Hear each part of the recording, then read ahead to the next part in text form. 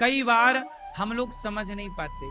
जैसे आप लोगों को ये मानव का जीवन मिला है, आप लोग इस जीवन को पाके कहां समझ पा रहे हैं? आप लोग मतलब आप लोग नहीं, बहुत लोग और लोग कहां समझ पा रहे हैं? कहां लोग भगवान से प्रेम कर पा रहे हैं? संसार के प्रेम में ये जगत उलझा पड़ा है। ये दुनिया के लोग प्रेम किससे कर रहे हैं? गाड़ी से प्रेम है, संसार की वस्तुओं से प्रेम है। संसार की वस्तुएं काम चलाने के लिए, सर्दी आती है हम रजाई ओढ़ते हैं, सर्दी आती है हम कंबल ओढ़ते हैं। कंबल सहयोगी है सर्दी मिटाने के लिए। अब कंबल से प्रेम के यार ये तो बहुत सॉफ्ट कंबल है, बहुत अच्छा महंगा ब्रांडेड कंबल है, अब उसी को लिए घूमो तो यह अज्ञानता है। सर्दी मिटाने के लिए आपको कंबल मिला है, सर्दी मिटाने के लिए गर्म कपड़े मिले हैं। उसी तरह आपके जीवन में आप अकेले ना रहें, इसलिए आपको जीवन संगनी मिली है, जीवन साथी मिला है, पति और पत्नी। ये एक संसार की जरूरत थी, पत्नी की और पति की, सो मिला।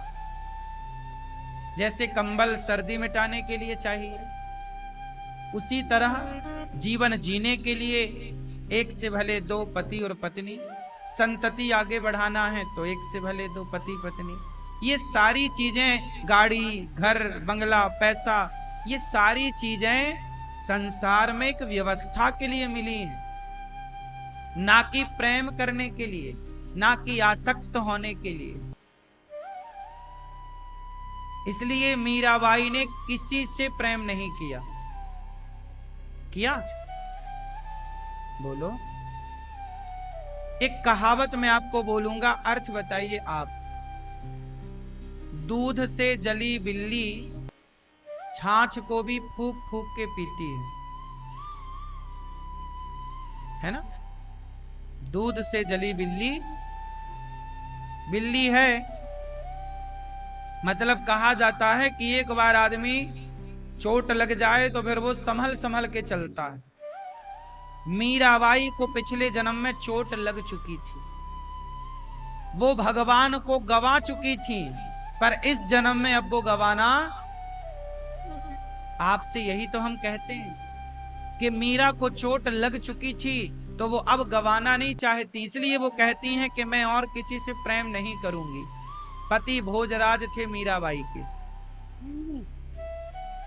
जब सामने आए विवाह हुआ, जबरदस्ती विवाह कर दिया इनके माँ बाप ने।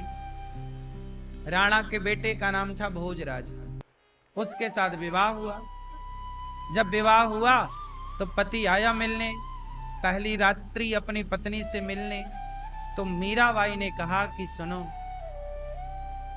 मेरे परिवार के लोगों ने आपके साथ मेरे शरीर का विवाह किया, आप मेरे शरीर को लेना चाहें तो शरीर हाजिर है, लेकिन मेरे मन में केवल कृष्ण है, मैं कृष्ण से ही प्रेम करती हूं, वही मेरे सर्वस्व है, वही पति है, वही सब कुछ।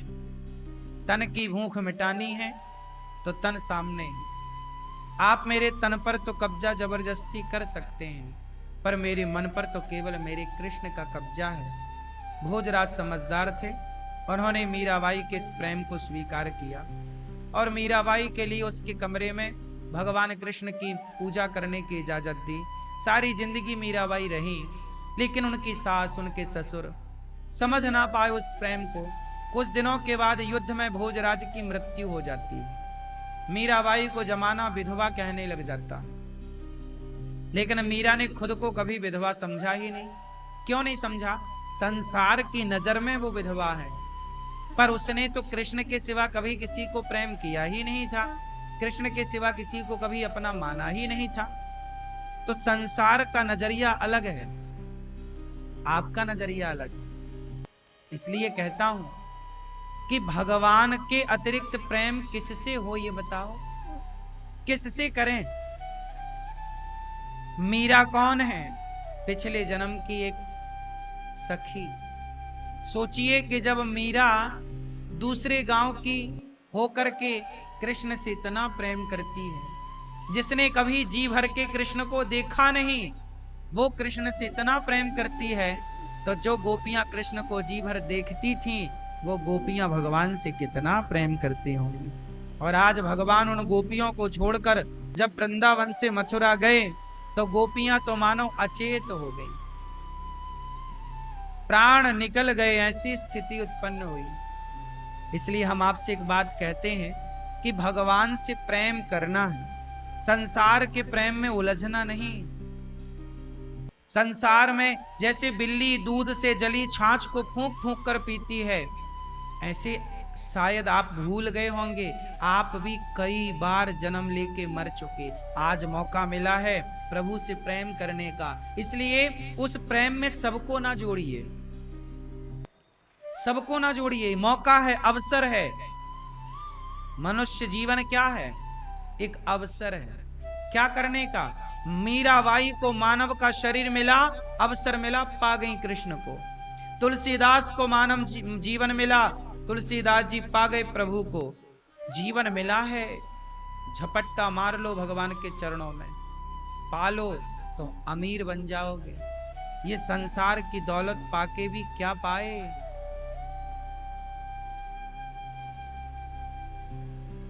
टाटा जी के पास क्या कमी थी दौलत की, पर इतना कुछ पाके भी क्या पाया?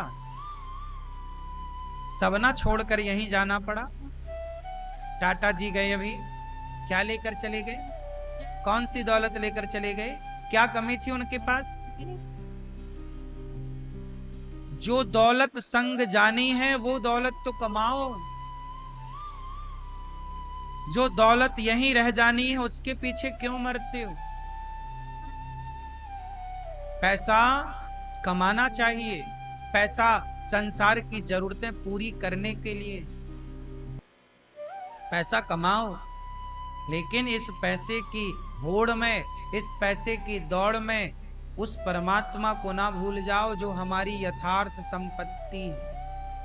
गोपियां रो करके पुकारती, जब आएगा तो प्रभु ये तो बताओ कब आओगे? कृष्ण का इंतजार, आएंगे। कृष्ण नहीं आए, उद्धव जी आ गए। जब उद्धव आए तो गोपियों को समझाने लग गए। भगवान कृष्ण के एक मित्र का नाम है उद्धव। जब गोपियों की याद श्री कृष्ण को आई तो भगवान कृष्ण ने उद्धव जी से कहा, जाओ हमारी गोपियों को, हमारी माँ को समझाओ, और वो रोती बहुत है हमारी याद में, जरा तुम ज्ञान का पाठ पढ़ाओ। उद्धव माँ यशोदा के पास आए, ज्ञान की बातें करने लगे कि माँ देखो, कृष्ण तो भगवान है, क्या रोना उनके लिए, वो तो कण कण में रहते हैं। अच्छा ये बताओ, कण कण में रहते हैं भगवान, ये बात सही है कि गलत है? लेकिन ये बताओ, कण कण में रहते तो हैं भगवान, पर कण कण में रहने से हमारा क्या लाभ है? आपका कोई लाभ है? सुनो, आपकी गाड़ी माना कि पंचर हो गई, आपने कहा भाई साहब कहीं हवा मिलेगी, तो बताओ हवा तो कहां नहीं, हवा सब जगह है कि नहीं? बोलो हाँ, हवा तो सब जगह है, पर जब गाड़ी पंचर होती है तो सब जगह की हवा काम आती है? बोलो, तब कौन सी हवा काम आती है? वो हवा जो एक मशीन के द्वारा, एक पाइपलाइन के द्वारा आपके ट्यूब में सेट होती है और वो अंदर जाती है। हवा सब जगह है, पर सब जगह की हवा से हमारी गाड़ी का पंचर ठीक ना होगा। उसी तरह सब जगह भगवान है, पर सब जगह के भगवान से हमारा समाधान ना होगा। हमें सब जगह के भगवान से क्या करना? भगवान सब जगह है, बात बिल्कुल सत्य है, पर सब जगह के भगवान से हमें क्या मिलना? हमारे दिल में तो वो भगवान चाहिए जो हमारे पास बैठकर बातें करे, हमसे मिले, दो बातें हम कहें तो वो सुने और दो बातें वो कहें तो हम सुने। हाँ या ना? सब जगह भगवान रहते हैं, इससे हमें क्या करना? सब जगह के भगवान से हमारा काम ना बनेगा, हमें तो वो भगवान चाहिए उद्धव जो कृष्ण हमारे घर में आकर माखन चुराता था, हमें वो वाला कृष्ण चाहिए जो हमारे संग कभी बैठकर ठहाके लगाता, कभी वो हमारा दुख सुनता, कभी हम उसके बारे में सुनते, कभी वो हमारे संग खेलता, कभी वो हमारे संग खाता।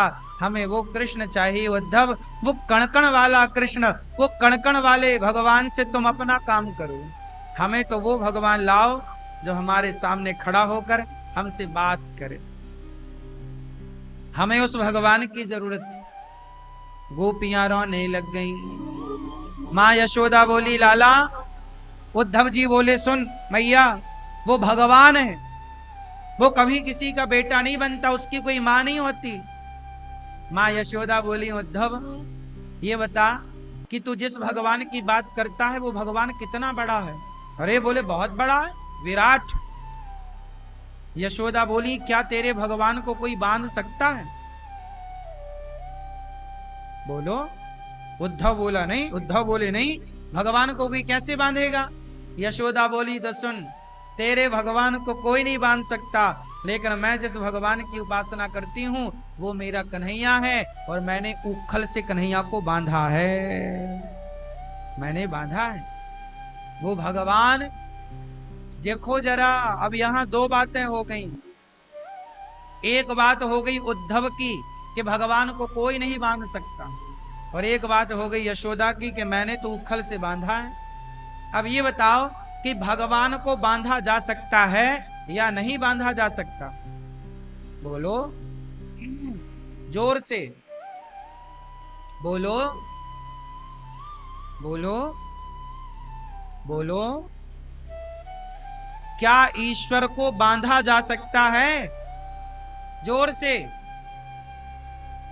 यदि आप ज्ञानी हैं तो आपका उत्तर सही है कि नहीं बांधा जा सकता, और यदि आप भक्त हैं तो आपका उत्तर सही है कि हाँ, उस भक्ति उस प्रेम के बल पर परमात्मा को बांधा जा सकता है। ज्ञानी कभी नहीं बांध सकता। उद्धव जैसे ज्ञानी कृष्ण को कभी नहीं बांध सकते, लेकिन यशोदा जैसी प्रेमी मां जो भगवान को पुत्र के भाव से प्रेम करती हो, वो तो बांध सकती है ना।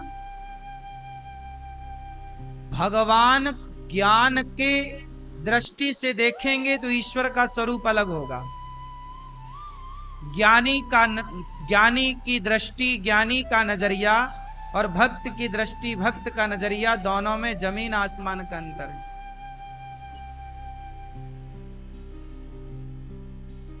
बताओ, माचिस में आग होती है कि नहीं? उत्तर दो। माचिस में आग होती है? माचिस की तीली में आग होती है कि नहीं? हाँ या ना? जोर से। हाँ हाँ कि ना?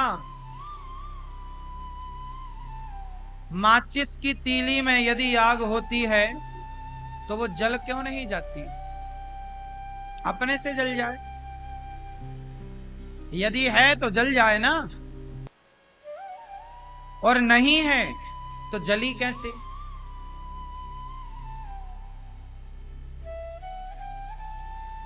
इसका मतलब है कि माचिस की तीली में आग तो है, पर वो प्रकट तब होगी जब उस तीली को माचिस से घर्षण किया जाए,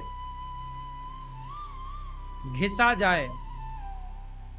क्या बिना घर्षण के अग्नि प्रकट होती है? पत्थर पत्थर दो लीजिए और दोनों को घिसिए तो पत्थर से क्या प्रकट हो जाएगी, लेकिन बिना घिसे तो ना होगी ना।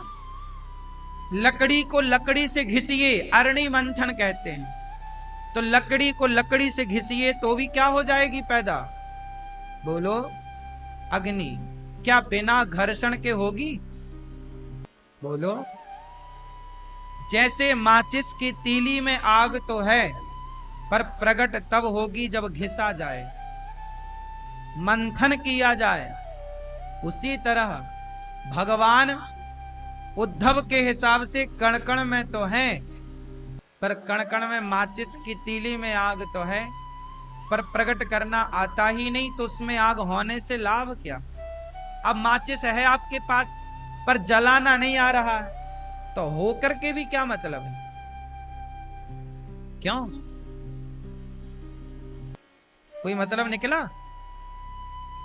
तो कण कण में ईश्वर है, इससे क्या मतलब निकला? वो कण कण में जो ईश्वर है वो प्रकट हो सकता है। वो माचिस में आग है, प्रकट हो सकती है, बस घिसने की जरूरत है। उसी तरह कण कण में भगवान है, प्रकट हो सकते हैं, बस मीरा की तरह, गोपियों की तरह भक्ति करने की जरूरत है। वो भक्ति और प्रेम की रगड़ पड़े, वो प्रेम की रगड़ पड़े तो भगवान प्रकट हो जाते हैं। इसलिए मेरी माँ, आप लोग कहते रह गए कण कण में भगवान, कण कण में भगवान, सब जगह भगवान। इससे क्या होगा? कण कण में भगवान है ये तो सत्य है, क्या तुमने देखा है? सवाल ये खड़ा हुआ। जब देखा ही नहीं, महसूस किया ही नहीं, उस स्थिति तक पहुंचे ही नहीं, तो कण कण के भगवान से अपना क्या फायदा? है परमात्मा कण कण, बना रहे, पर हमें तो अनुभव हुआ नहीं।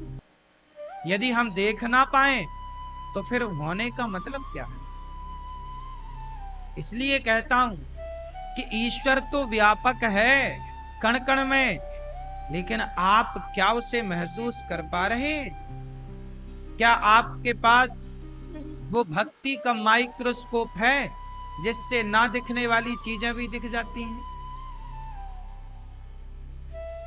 इसलिए कहता हूं कि मीराबाई कहती हैं कि बस अब किसी और से प्रेम नहीं करूंगी। गोपियां कहती हैं किसी और से प्रेम नहीं होगा, क्योंकि प्रेम बट जाता है, थोड़ा बेटे से, थोड़ा पत्नी से, थोड़ा परिवार, थोड़ा पैसे से, और बस प्रेम बांट करके सब बांट दिया, तुम्हारे पास क्या बचा? कुछ नहीं। ऐसे ही ऐसे में तुम्हारा समय आ गया, तुम तय हो जाओगे, मर जाओगे, बात खत्म। फिर अगला जन्म होगा, फिर उस अगले जन्म में फिर तुम्हारा परिवार से फिर प्यार हो जाएगा, फिर जिससे शादी करोगे, फिर बच्चे पैदा करोगे, फिर मर जाओगे, फिर तीसरा जन्म होगा, वही सिलसिला चलता रहेगा, क्रम वही। इसलिए हमारे संत जन कहते हैं बड़े भाग्य मानुष तन पावा। क्या पावा? कैसे पावा? बड़े भाग्य, दुर्लभो मानुषो देहो। एक बात बताओ, ये जो आपका शरीर है, ये अब दोबारा आपको कब मिलेगा? जरा डेट नोट कराओ। करा सकते हो आप लोग? एक बार ही मिलता है सामा, एक बार। इस एक बार में ही सब कुछ करना है, मौका भी तो बार बार नहीं मिलता। ये मानव शरीर मतलब मौका। कौन सा मौका? भगवान को पा जाने का मौका। जैसे आपको मौका मिलता है तो आप उस मौके का सदुपयोग करते हैं।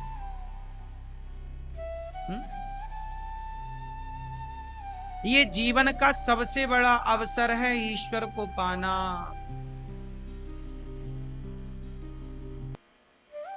बहुत बड़ा पद पाना चाहते हो ना?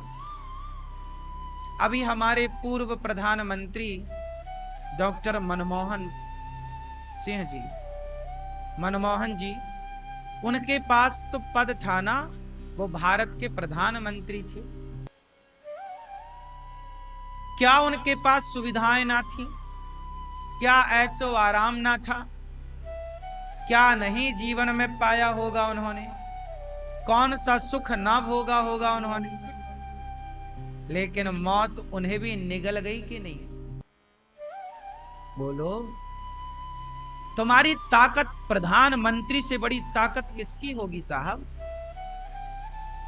लेकिन प्रधानमंत्री मनमोहन जी को भी निगल गई ना मौत। ऐसे हमारे और तुम्हारे लिए भी मौत मुंह फाड़े बैठी निगलने के लिए। वो निगल जाए उसके पहले पालो। क्या पाना है भाई? मनमोहन जी प्रधानमंत्री थे, मीराबाई तो प्रधानमंत्री भी नहीं थी। लेकिन बताओ, दिलों में राज कौन करता है? किसकी बात कही जाती है?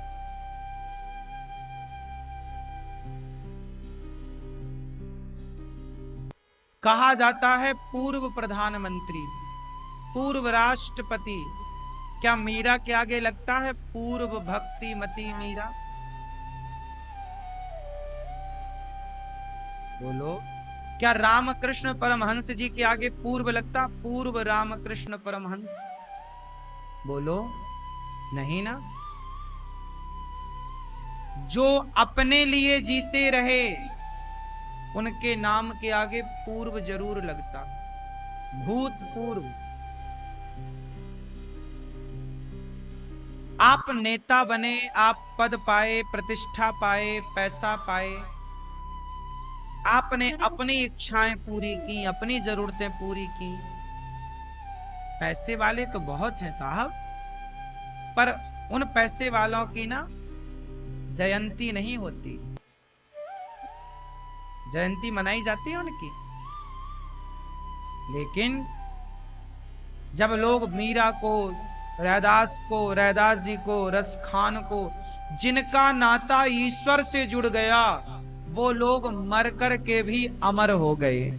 और जिनका संबंध ईश्वर से नहीं जुड़ा, वो कितना भी बड़ा पैसे वाला हो, 10 साल बाद नामो निशान मिट जाता। क्यों जी, बात सही है? कौन रहा है बताओ, और कितने दिन रहा है?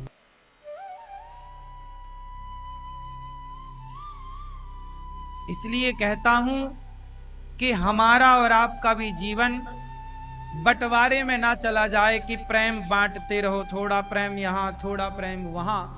ना, प्रेम को एक पूरा प्रेम भीतर का भगवान के चरणों में, मूल रूप से भगवान से प्रेम करो और संसार से बढ़िया व्यवहार करो। प्रेम भगवान से और व्यवहार संसार से। जगत से हो व्यवहार और जगन्नाथ से होए प्रेम। इसलिए गोपियां जब भगवान के, उद्धव जी आए, बोले हम तुम्हें ज्ञान दे रहे हैं, आंखें बंद करो। गोपियां बोली, गोपियां कहती हैं कि क्या कृष्ण, तुम हमारे ज्ञान के लिए उद्धव को भेजे हो, हमें ज्ञान की जरूरत ही नहीं, चाह ही नहीं। उद्धव, हमें ज्ञान ना पढ़ाओ, हमें ज्ञान ना चाहिए उद्धव, हमें हमारे कृष्ण चाहिए। जहां प्रेम होता है ना मेरी माँ, वहां फिर ज्ञान शून्य हो जाता। ज्ञान और प्रेम दोनों को तराजू पे रखा जाए तो बताओ किसका पलड़ा भारी होगा? बोलो, किसका पलड़ा? ज्ञान का पलड़ा भारी ना होगा कभी। मोहन प्रेम बिना नहीं मिलते, चाहे कर लो कोटि उपाय। जब मिलेंगे प्रेम के बल पर मिलेंगे। इसलिए मेरी माँ, भगवान से प्रेम करना है बस। गोपियों ने दिव्य प्रेम का पाठ पढ़ाया। उद्धव जी ब्रज रज में लौट कर गोपियों को प्रणाम करके चल पड़े।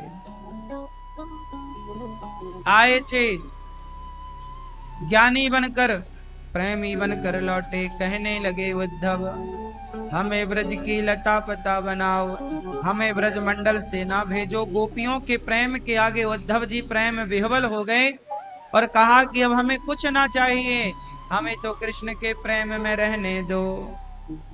जब गोपियों का दर्शन हुआ, एक बात याद रखना, जब तक वृंदावन नहीं आओगे आपके भीतर भगवत प्रेम की धारा कभी बहेगी नहीं। प्रेम की धारा बहाना है तो वृंदावन जरूर आओ।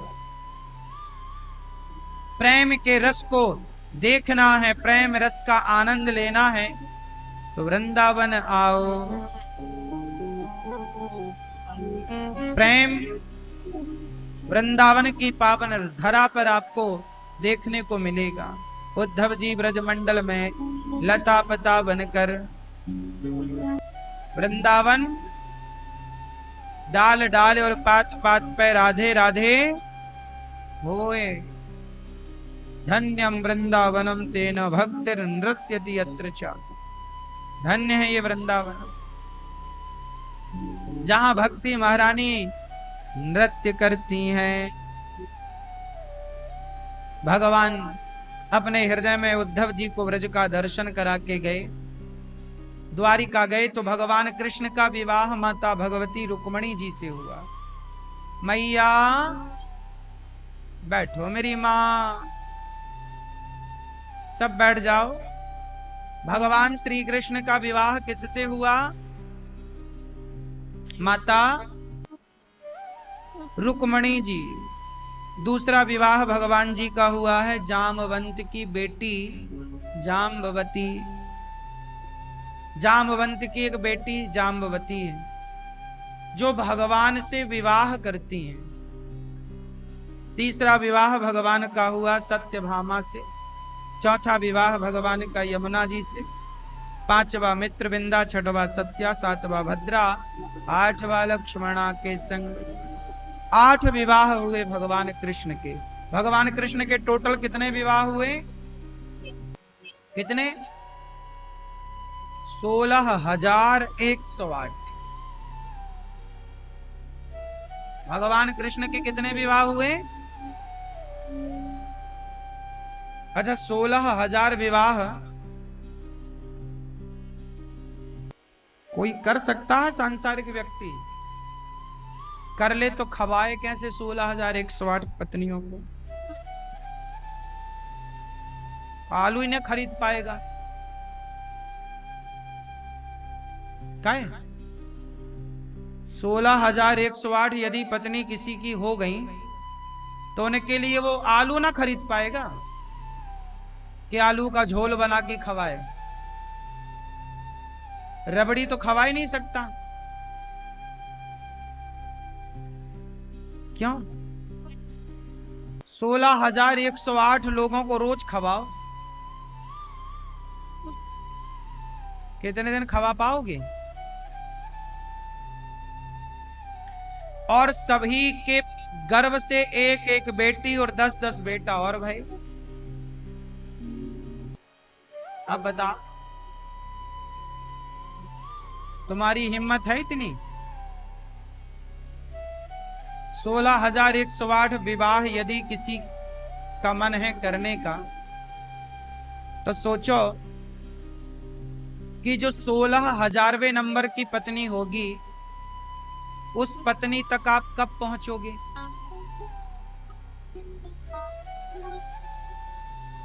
यदि 10-10 मिनट भी तुम एक पत्नी से मिले रोज तो सोचो कि 16,000वें नंबर की पत्नी से मिलने का मौका कब मिलेगा?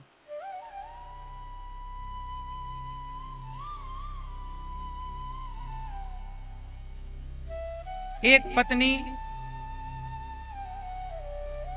देखो ये जो काम है ना ये कोई इंसान नहीं कर सकता। कुछ लोग कहते हैं कि अरे भगवान इतने सारे विवाह कैसे संभव है? भगवान के विवाह की भी एक कथा है। जब भगवान, ये घटना द्वापर में घटी पर है त्रेता की। त्रेता युग में राम जी आए। राम की कितनी पत्नियां हैं? क्यों भैया, राम जी की कितनी पत्नी है? चुप चुप रहो, ये भैया बताएंगे हमारे। राम जी की कितनी पत्नी है? हैं? चार कौन कह रहा है?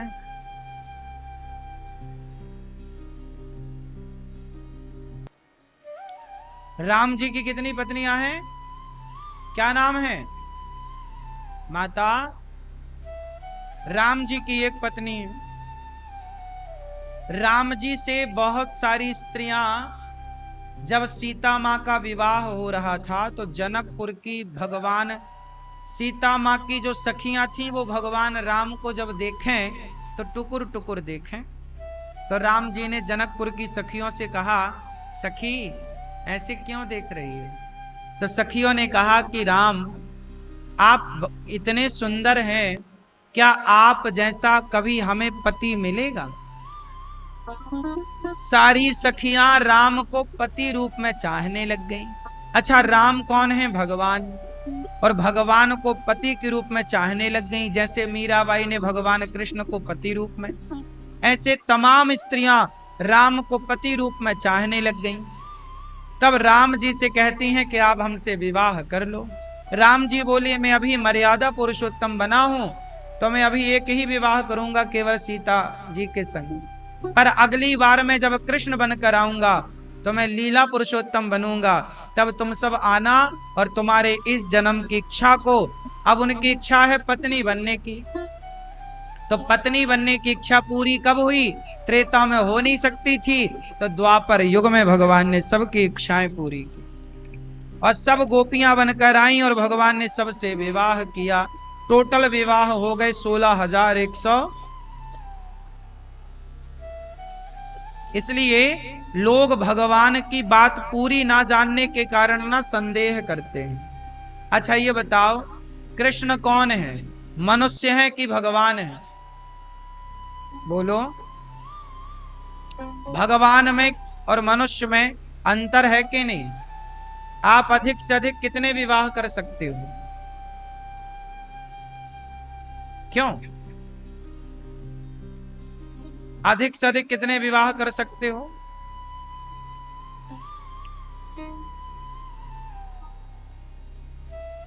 एक ही पत्नी तुमसे प्रसन्न नहीं हो रही है,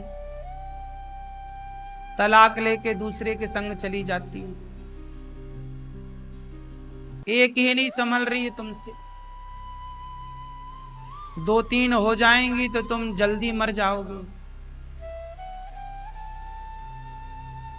50-55 में टैम हो जाओगे और पहले। एक वाला ही 70 नहीं पहुंच पा रहा है आजकल। एक वाला, एक पत्नी वाला 70 पार नहीं कर पा रहा है, तो सोचो 3 किसी की होंगी तो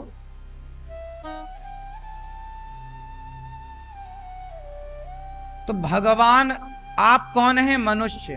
आप सीमित हैं, आपकी ताकत, आपकी शक्तियां क्या हैं? जबकि भगवान असीम है। क्या है? भगवान है। अच्छा, भगवान से गोपियां विवाह करती हैं, इतने सारे विवाह हुए। आपको लगता है कि भगवान इतने सारे विवाह? अच्छा एक बात मुझे बताओ कि मैया, आप बताओ आपके पति कौन है? मैया आप बताओ आपके पति कौन है? क्या नाम है पति का? है गोपी, कुलभूषण। आपके पति का नाम क्या है मैया? ए मैया, अरे आपसे पूछ रहे हैं, क्या नाम है? शिवचरण, शिवनंदन। ठीक है। आपके पति का नाम क्या है मैया, चश्मा वाली मैया? शिव कुमार। ये मैया आप लोगों के पति के नाम बताओ, क्या नाम?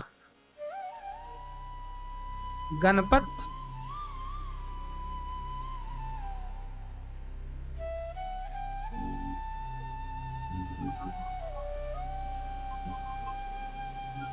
पति का नाम देखो, सच्चाई तो ये है, जो आपके पति हैं मैया, ये जो आपके पति हैं, ये सदा के पति हैं कि केवल इस जन्म के? बोलो, पति किसे कहते हैं? आप बताओ, पति किसे कहते हैं? हैं? मैया बताओ, आप पति किसे कहते हैं? आप बताओ, चलो फास्ट। पति किसे कहते हैं? हैं? जो सेवा करे, हैं? जो साथ रहे, जो साथ दे। भाई साथ तो बहुत लोग दे सकते हैं। बेटी भी साथ देती है, बेटा भी साथ देता है, बहू भी साथ देती है, रिश्तेदार भी साथ दे देते हैं, अड़ोसी पड़ोसी भी साथ देते हैं। हमेशा हमेशा तो बेटा भी साथ देता है, पड़ोसी भी साथ देते हैं हमेशा। जलाने तक बेचारे शमशान जाते हैं, और क्या साथ चाहिए? साथ दे उसका नाम पति। ये भी एक परिभाषा हो सकती है, गलत नहीं है, पर यह परिभाषा नहीं है। पति किसे कहते हैं? मैया बताओ, पति किसे कहते हैं? हैं? पति पति कहते हैं, पति मतलब राष्ट्रपति। पति मतलब राष्ट्रपति किसे कहते हैं? वहां भी पति है। पति राष्ट्रपति, पति सेनापति, वहां भी पति है। पति भगवान को भी कहा जाता है, तुम हो एक अगोचर सबके प्राणपति। बताओ, कहा गया ना भगवान को भी। और एक पति ये जो आपके साथी हैं, जो आप कह रहे हैं, ठीक है। पति राष्ट्रपति, पति सेनापति, पति भगवान को कहा गया। और पति एक वो जो आपके गले में मंगलसूत्र पहना। अब ये चारों पति है ना, तो इन चारों को पति क्यों कहा गया? जो राष्ट्र की रक्षा करे वो राष्ट्रपति।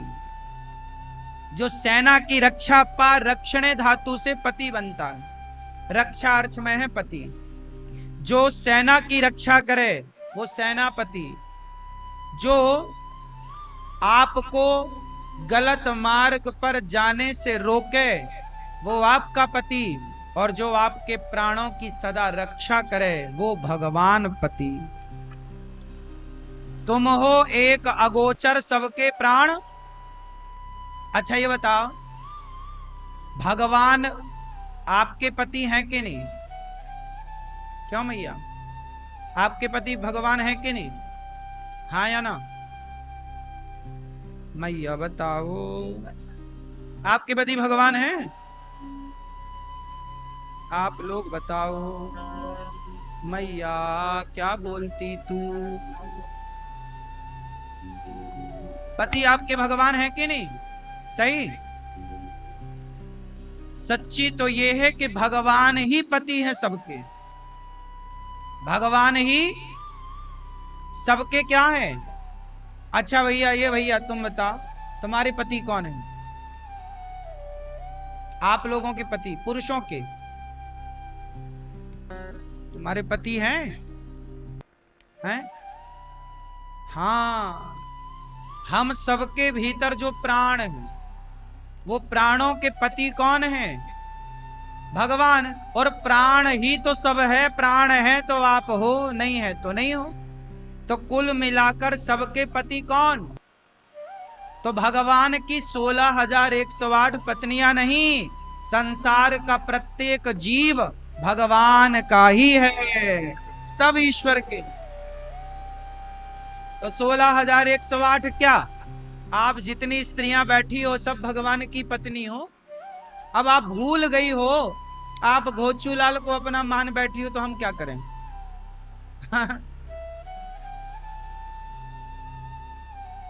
इसमें क्या दोष है बताओ? ये जो आपका पति है ये फोटोकॉपी है। ये कौन है? फोटोकॉपी है। ओरिजिनल तो ईश्वर है। असली कौन? असली भगवान। ये पति जो है ना, सॉफ्ट कॉपी हार्ड कॉपी ऐसे ही है, फोटो कॉपी है ये परमानेंट नहीं है। ये वाला पति कहाँ परमानेंट होता है, बीच में छोड़ के चला जाता है। ये परमानेंट नहीं है। कौन परमानेंट है? भगवान नहीं होता, भगवान। भगवान कौन बोल रहा है? हाँ। भगवान नहीं, भगवान। हाँ। तो असली पति कौन? इसलिए भगवान के हम सब हैं। इसलिए कभी कोई सवाल करे कि यार भगवान कितने सारी पत्नियां कैसी हो गई, तो कह दिया करो तुम्हारी अम्मा भी तो भगवान की ही पत्नी है। कौन नहीं है ईश्वर का? कौन रह सकता है उसके बिना? तो यहां पति किसे कहते हैं? जो रक्षा करे। मैया पति किसे कहते हैं? जो आपकी रक्षा। कौन सी रक्षा? दुश्मनों से नहीं, सांप बिच्छू से नहीं। ये तो ठीक है कि सबसे रक्षा करे, लेकिन एक चीज की और रक्षा है। बताओ, पहले आप लोग बताओ कि पति किसे कहते हैं? रक्षा करे उसे पति कहते हैं। तो क्या रक्षा करता है पति आपका? आप बताओ, आपका पति आपकी क्या रक्षा करता है? सब रक्षा करता है। कौन सी रक्षा करता है ये बताओ। मैया बताओ, पीली मैया, क्या रक्षा करता भगवान आपकी? पति। भगवान पति क्या रक्षा करते हैं आपकी? करते भी हैं कि नहीं? कि आप ही रक्षा करती हो? नहीं, वो क्या रक्षा करेंगे एक हड्डी के महाराज, मैं करती हूं। सुनो, पति वो जो रक्षा करे। क्या रक्षा करता है पति जानती हो? पति रक्षा करता है और पत्नी भी रक्षा करती है। पत्नी किसे कहते हैं? पत्नी भी पारक्षण धातु से बनती है। जो रक्षा करे पति की वो पत्नी है, और जो रक्षा करे पत्नी की वो पति है। दोनों को रक्षा अर्थ में पति, पासे पत्नी पासे पति, पासे पुत्र, पासे परमात्मा, पासे परिवार, ये सारा रक्षा अर्थ में है। पर सबके अलग अलग परिभाषाएं हैं। मैं सब परिभाषाएं तो नहीं दे पाऊंगा अभी समय अभाव में, लेकिन दो परिभाषाएं मैं आज दूंगा आपको। पत्नी किसे कहते हैं और पति किसे कहते हैं, और दोनों का अर्थ है रक्षा। अब कौन सी रक्षा शायद आपको ना पता हो। मैया पता है आपको क्या रक्षा करता पति आपकी? हैं?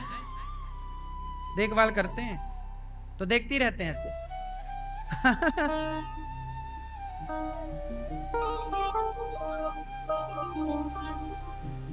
देखो, आप लोगों को ये सामान्य जानकारी होनी चाहिए। अब सुनो, पति वो है जो रक्षा करे। कौन सी रक्षा? जब पति नहीं होता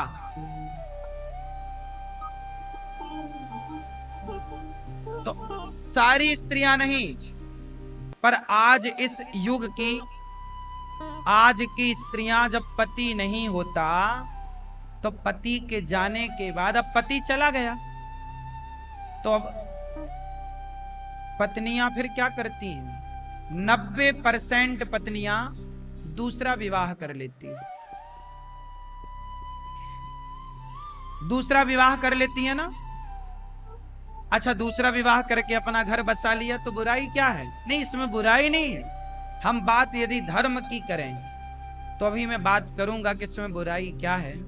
हमारे यहाँ एक परंपरा रही है कि पति मर जाए तो उसकी विधवा रहकर जिंदगी गुजारती थी। ऐसा हमने देखा है, आपने भी देखा होगा अपनी मौसी, मामी, अड़ोस पड़ोस, रिश्तेदारों में, हाँ या ना।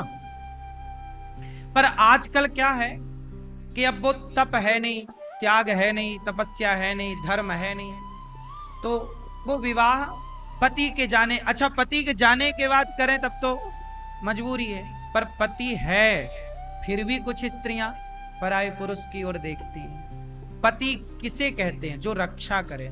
रक्षा मतलब पति अपनी पत्नी से इतना प्रेम करे, पति अपनी पत्नी से इतना प्रेम करे कि कभी पत्नी अपने पति के सिवा पर पुरुष के बारे में सोच भी ना पाए, इतना उसका ख्याल रखे, इतना उसका ध्यान रखे, इतनी उसकी जरूरतों को पूरी करे कि पत्नी कभी पर पुरुष के बारे में, यदि आपकी पत्नी पर पुरुष के बारे में सोचती है तो आप रक्षा नहीं कर पाए उसके चरित्र की।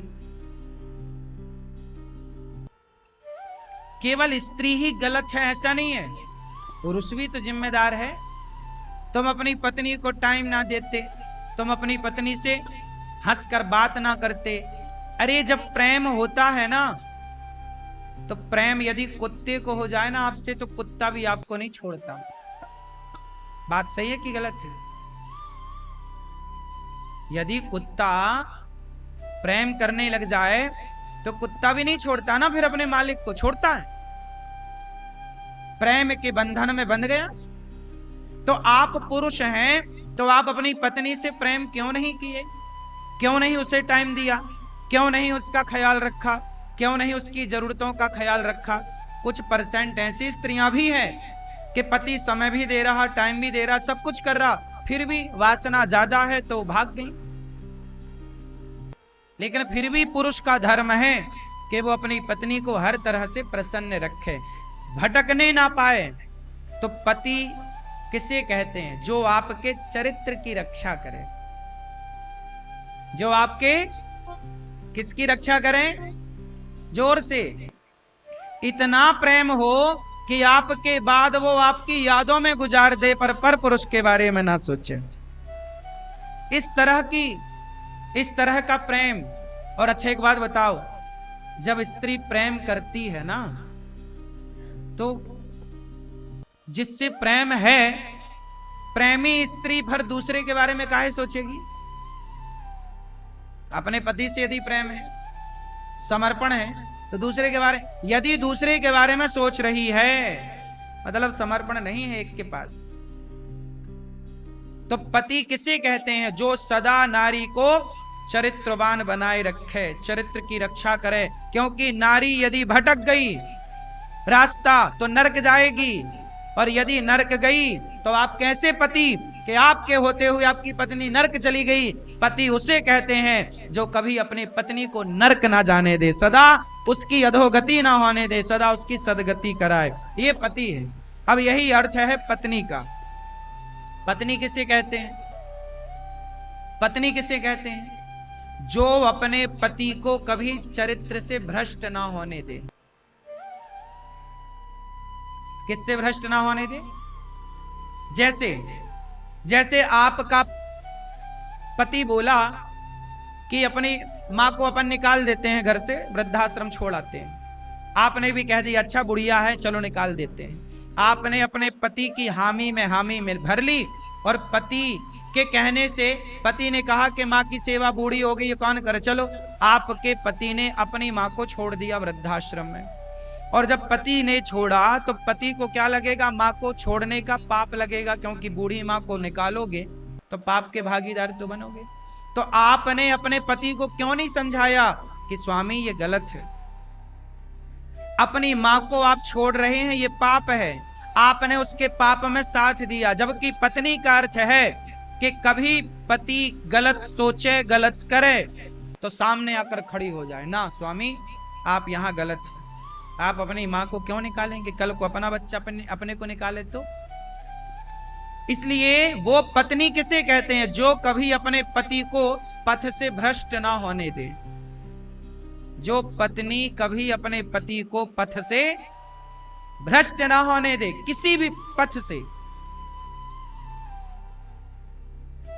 जब सूर्पनखा आई राम जी को देखने, तुम बहुत सुंदर हो, हमसे शादी कर लो। सूर्पनखा तो चलती चलती जो मिल जाए उसी से कह देती आई लव यू, ऐसी थी वो। कोई भी मिल जाए सुंदर, I love you. Ram ji से कह रही आप बहुत सुंदर हैं, हम प्यार करती हैं। तो राम जी ने जब सूर्पनखा से बात की तो राम जी किसकी ओर देख रहे थे? बोलो, सीता माता की तरफ। सीता मां, पुरुष जब भी पराई स्त्री से बात करे तो उसकी नजरें पत्नी की तरफ होनी चाहिए। ऐसा पुरुष, ऐसे पुरुष को मर्यादा पुरुषोत्तम कहा गया। राम यूं ही मर्यादा पुरुषोत्तम नहीं है, ऐसी थोड़ी राम को मर्यादा पुरुषोत्तम कहते हैं। राम जब भी किसी पराई स्त्री से बात करते थे तो या नजरें नीची करके बात करते थे या अपनी पत्नी को देखकर बात करते थे। लेकिन आप लोग मतलब कुछ लोग आजकल तो देख कर नहीं बात करते, ताकते रहते तुझको। बैठ जाएंगे अपने सामने वाली खिड़की में, जैसे जेठालाल बबीता को देखने का एक मौका नहीं छोड़ता। हाँ, ये ताकते रहते तुझको, ऐसा पुरुष नहीं चाहिए। क्यों? राम जैसी मर्यादा यदि चाहते हो तो पर नारी ऐसी जैसी राम जी ने दृष्टि रखी। इसलिए राम को मर्यादा पुरुषोत्तम ऐसी थोड़ी कहते हैं। मेरी माँ एक एक बात को बड़ी बारीकी से जब सुनेंगे, समझेंगे और तराजू पर रखेंगे उनके एक एक चरित्र को, एक एक उनके स्वभाव को, तब पता लगेगा कि हमारा स्वभाव और उनके स्वभाव में क्या अंतर है, हमारे नजरिए में और उनके नजरिए में क्या अंतर है। बात समझ में आई? क्यों भैया समझ आ रही है कि नहीं? तो पत्नी किसे कहते हैं? जो अपने पति को पथभ्रष्ट ना होने दे। इसलिए आप लोग भी अपने पति का पूरा ख्याल रखो। तुम्हारा पति भी पड़ोसन के चक्कर में है तो तुम अपने पति को समय दो, पति जैसे माने वैसे मनाओ, लेकिन पति को रास्ता ना भटकने दो। पर आजकल समस्या यह है कि पत्नियां तो चाहती हैं, पूरा समय देती हैं, बेचारी ही करती रहती हैं पति के आगे, हंस के बात करती हैं, पर पति है कि वो देखे बिना रहता नहीं पड़ोसन को। हाँ कि ना? आजकल का आदमी ना थोड़ा चरित्र से कमजोर हो गया, सच्चाई तो ये है। सब नहीं, कुछ लोग हैं। बात सही है कि नहीं? आजकल का आदमी चरित्र से बहुत कमजोर हो गया, और केवल पुरुष नहीं, स्त्रियां भी कुछ परसेंट होंगे। ऐसा सही है कि गलत है? आजकल कुछ स्त्रियां और आजकल कुछ पुरुष, बताओ आज के 50 साल पहले का ग्राफ देख लो और आज का देख लो, तो बताओ चरित्रहीनता तब ज्यादा थी कि अब ज्यादा है? बोलो बोलो, अब ज्यादा है? पहले नारी गंगा की तरह पवित्र थी, अब लिविन में रह रह के वो लिविन क्या है?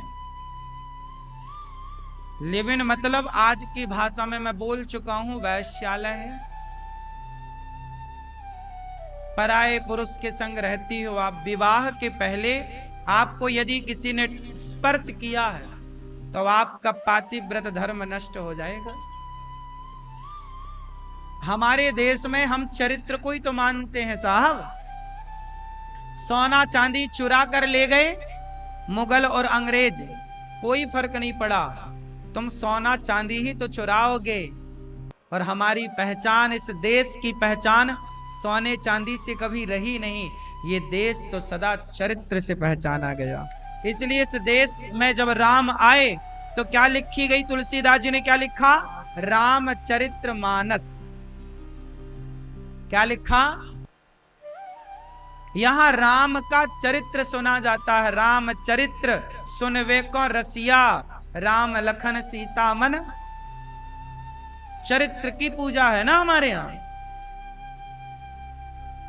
इसलिए हमारे यहां ये लिव इन हमारा कल्चर नहीं है कि हम पहले पराई औरत के संग रहें, उसके संग समय गुजारें। ये नहीं है, ये हमारी संस्कृति और सिद्धांतों के खिलाफ है। अब आजकल लोग ना बड़े को देखते हैं, रोनाल्डो को देख रहे हैं लोग कि उसने तो शादी करी नहीं और कई बच्चे पैदा कर लिए। तो फिर आजकल का आदमी भी सोचता कि यार अपन भी ऐसे ही करो, शादी की क्या जरूरत। शादी के बाद यदि तलाक देना पड़ा तो 25-50 लाख खर्च हो ही जाते हैं। तो आदमी शादी करते ही नहीं और बच्चे पैदा करता रहता, तलाक अलाक देने का झंझट ही नहीं। हाँ या ना। आजकल मानसिकताएं बदल गई। पहले पत्नी मतलब गृह लक्ष्मी,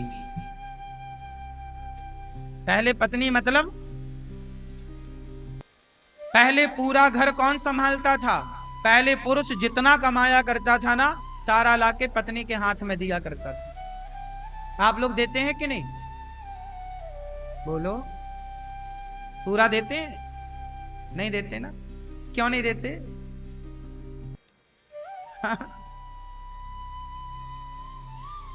आजकल की पत्नियों ने विश्वास अपना डुला दिया। पति जो कमाता है ना, सारा लाके पत्नी को देता है। चाहे 1 रुपए कमाए, 1 लाख कमाए, 1 करोड़ कमाए, पूरा पत्नियां पूरा संभालती। 1 रुपए का वो हिसाब किताब गलत नहीं करती। पत्नी मतलब, पत्नी मतलब गृह लक्ष्मी। गृह मंत्री कौन? गृह मंत्रालय किसके पास? इसलिए हमारे देश में आपने देखा होगा बजट कौन पेश करता है? निर्मला मैया करती हैं क्या? क्यों? निर्मला ही नाम है ना, निर्मला सीतारमण मैया। सही है।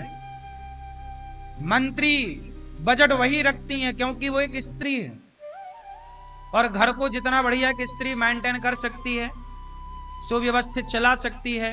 आजकल का आदमी पत्नियों से सलाह लेता नहीं, लेना चाहिए। पत्नियां बहुत समझदार होती हैं, पैसे वैसे बचाने में पत्नियों का 1 नंबर का काम है। अभी देखो कोरोना काल में सारी पत्नियों ने 2.5 लाख जमा कराए। और कहती ऐसे थे कि जहर खाने को पैसा नहीं है। और हमने 2.5 लाख, वो नोटबंदी के टाइम। सही कि नहीं? 2.5 लाख निकले थे कि नहीं? 5। देखो आपने कभी दिया उनको इतना? नहीं दिया, फिर भी 5 हो गए ना। और देते तो कितने होते। इसलिए दिया करो। पत्नियों का नाम ही लक्ष्मी है उनका। धन बढ़ता है पत्नियों को देने से। इसलिए पर पत्नियों को भी चाहिए कि पति के साथ विश्वासघात ना करें। ये ना हो कि तुम्हें पैसा दिया रखने के लिए कि रख लो, तुम जाओ 10,000 की साड़ी खरीद के ले आओ। पति तो फिर मर जाएगा। जिस घर की स्त्री खर्चीली होती है ना, उस घर में कभी तरक्की नहीं होती। स्त्रियां यदि खर्चीली हैं तो कभी तरक्की नहीं हो सकती उस घर की। इसलिए स्त्रियों का कंजूस होना अच्छा होता। स्त्री कैसी हो? कंजूस।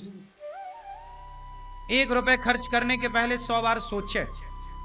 वो स्त्रियां घर को चलाती नहीं या दौड़ाती हैं। और स्त्री यदि ज्यादा दिलेर हुई, ले जाओ गया काम से। कंजूस रहो थोड़ा। स्त्रियों को बचत करना चाहिए। पैसा बचाओगे ना तो वक्त में काम आएगा। समझदारी यही है कि पुरुष कमा के पत्नियों को दे, और पत्नियों का धर्म है कि 1 रुपए उससे खर्च ना करे। पति ने जो दिया पूरा का पूरा हिसाब। पैसे से क्या करना चाहिए? आजकल के नौजवान लड़के लोग गलती करते हैं। जवानी में आदमी अच्छा पैसा कमाता है, लेकिन जब जवानी में पैसा कमाता है तो जवानी होती है अंधी। अंधे को कहां पता चलता है कि पैसे कहां इन्वेस्ट करना है, कहां खर्च करना है। अब जैसे जवानी में ना पैसा अच्छा कमाया तो पैसा कमा के क्या करता? गाड़ी खरीदता। बड़ा मोबाइल, बड़ी गाड़ी, ब्रांडेड कपड़े। अरे पैसे यहां वेस्ट ना करो। यदि पैसा अच्छा नहीं लग गया ना, तुरंत पैसा कमाओ, बचाओ और अपने लिए एक छोटा सा घर ले लो, एक छोटा सा प्लॉट ले लो, एक छोटी सी दुकान ले लो।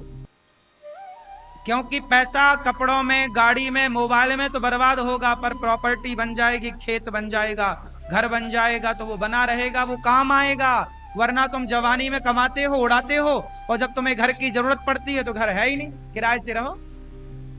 जब पैसा था तब बचाया नहीं, अब रो रहे हो कि घर नहीं। भाई जब घर से तुम दो भाई हो, अलग अलग होगे, तो घर की व्यवस्था तो तुम्हें करनी पड़ेगी ना भाई। बाप सामर्थ्य बना के दे दिया तो दे दिया, वरना फिर सब तुम्हें करना है। इसलिए हम कहते हैं समझदारी समय 20 साल के लड़के को ना मैच्योर हो जाना चाहिए। 25 साल तक तो पूरी समझदारी आ जाए, 25 साल में समझ नहीं आई तो फिर जब समझ आएगी तब तक देर हो चुकी होगी। समझ आएगी, कहते ना जस जस भीगे कामरी तस तस भारी होए। समझदारी समय के साथ आती है। याद रखना, इस संसार में सफल वही हुआ जो समय से समझ गया। समझदारी आई पर तब जब समय चला गया वो सफल नहीं हो पाया। लेकिन जिन्होंने समय पर समझदारी पाली, समय रहते मैच्योर हो गए, समझदार, वो सफल हो गए। समय रहते खेल खेल लो साहब, पैसे बचा लो। मेहनत जवानी में होगी, थोड़ा 35 साल के हो जाओगे, 40 साल के हो जाओगे ना, तुम थकने लग जाओगे, काम नहीं होगा तुमसे ज्यादा। शरीर की भी तो एक क्षमता है ना, कब काम करेगा, कब आराम चाहिए शरीर को। 40 साल के भीतर ही कर लो जो करना, 40 साल के बाद तो आपको थकावट होने लग जाएगी। बात सही है कि गलत है? 25 साल प्राइम टाइम है, 25 से 35 सही है। 25 में तो सेट हो जाओ, कर लो कुछ बड़ा। 25 से शुरू हो जाओ, 5 साल 30 साल होते अपना नाम समाज में कर लो, इज्जत कमा लो। और 30 से 5-35 साल तक थोड़ा जोड़ लो, उसमें कर लो अच्छा। जो जवानी में इस उम्र में कर लोगे ना, तुम्हारा बुढ़ापा सफल हो जाएगा, सब कुछ हो जाएगा। और ये तुम लापरवाही किए, आजकल के 35 साल के लड़का, पापा जरा मोबाइल दिला दो, पापा जरा गाड़ी दिला दो। ये देखो, ये अक्कल नहीं है इनको, अक्कल नहीं है। ये दास अनिरुद्ध बैठा ना, हम 17 साल की उम्र से घर का चूल्हा और दाल रोटी की चिंता करने लग गए थे कि घर में नमक है कि नहीं, दाल है कि नहीं, चावल है कि नहीं। 18 साल की उम्र से तो कमा के, 18-19 साल से कमा रहे हैं, जो कमा रहे हैं बस कमा के सेवा करना है, सेवा करना है, परिवार चलाना है। जिम्मेदारियां थी कंधों पर, काम करते गए, बिगड़ने का टाइम ही नहीं मिला, दोस्तों के संग बैठने का टाइम नहीं मिला। बिगड़ता कब है? जब बिगड़ने का टाइम मिलता। हम कहते हैं बच्चों को इतना बिजी कर दो जिम्मेदारियां देकर कि उन्हें टाइम ही ना मिला फिजूल के नालायक दोस्तों के संग बैठने का। वरना लोग बिठाएंगे तुम्हारे संग, क्या पिलाएंगे? शराब पिलाएंगे, मुर्गा खवाएंगे, चरस पिलाएंगे, यहां वहां की बातें करेंगे, कोई बहन बेटी को छेड़ेंगे, छिड़वाएंगे। यही तो आजकल के नौजवान लड़कों का काम है, कुछ लड़कों का, सबके लिए नहीं। सही है। इसलिए ये उम्र, ये छोरा सा, ये बड़े होशियार बंदे, हम बड़े होशियार पढ़े लिखे हैं, माई लाइफ माई चॉइस। गधे हो तुम एक नंबर के, अभी तुम्हें अक्कल नहीं आई। जब अक्कल आएगी तब तक सब गवा चुके होगे, रोगे। जिम्मेदारी आने तो दो जरा, अभी तुम्हारी शादी ब्याह हुई नहीं तो पैसे की तुम्हें कदर नहीं है। थोड़ा समझदारी जब आएगी ना, तब तुम जानोगे कि भाई जो पैसे हमने गवाए वो उसका उपयोग किया होता तो आज कुछ होता।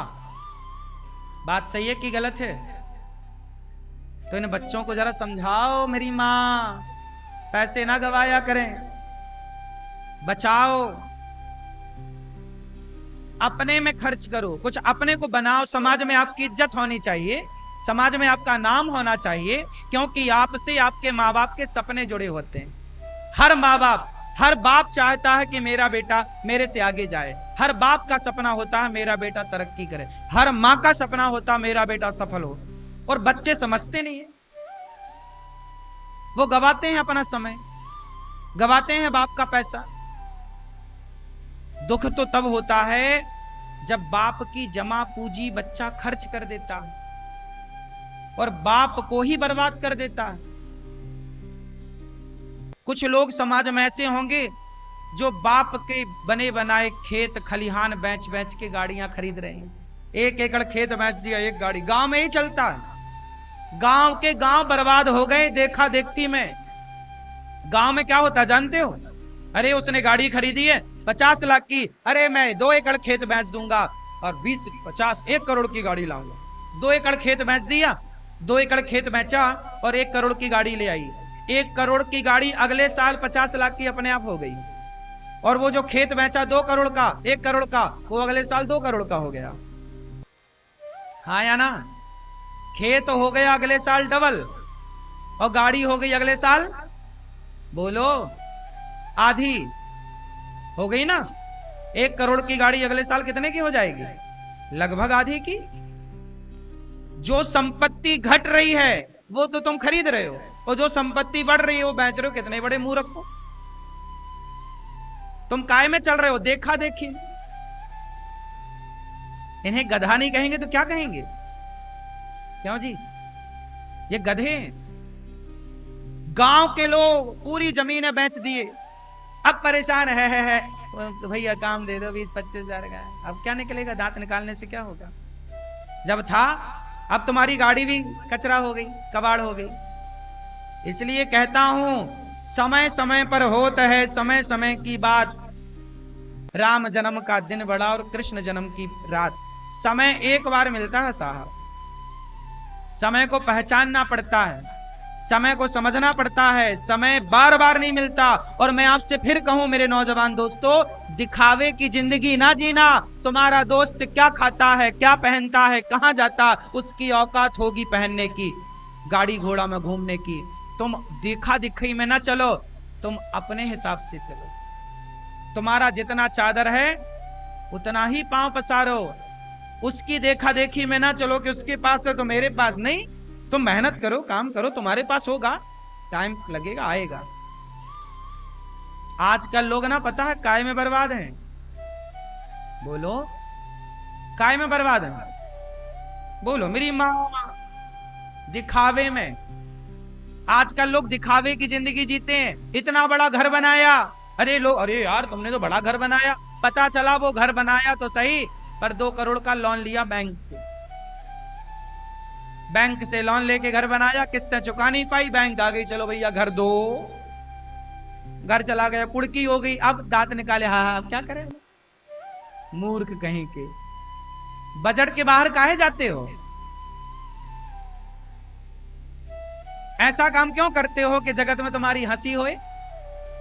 उतना ही तुम्हारे बड़े बुजुर्ग कितने समझदार थे कि लाइन में समझा गए कि जितना चादर हो पांव उतना पसारो। बैंक से लोन लो, बुराई थोड़ी है। उतना लोन लो बेटा जितना चुका सको, और ऐसे चुकाओ कि घर का मेंटेनेंस ना बिगड़े, टेंशन में ना हो, डिप्रेशन में ना हो। उतना ही कर्जा लो, कर्जे का घी ना पियो। पता नहीं है छोरा समझते नहीं है। सही है? कहां चले भैया? लोन लेने बैंक से? अच्छा, हमें लगा लोन, ठीक।